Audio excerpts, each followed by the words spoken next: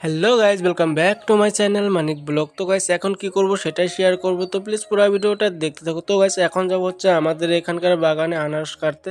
তো আমি আমার ফ্রেন্ড সবাই মিলে যাচ্ছিলাম তো এখান দিয়েই, তো সেটাই তোমাদেরকে দেখালাম।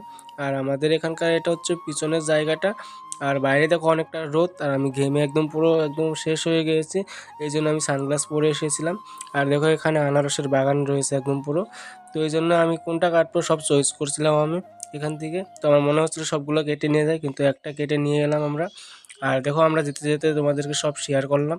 আর এটা হচ্ছে আমার ভাগ্নে, আর সবাই মিলে যাচ্ছে এখন আমাদের বাড়িতে। তো ফাইনাল দেখো আমাদের বাড়িতে চলে এসেছি, তো এখন এটাকে কাটবো।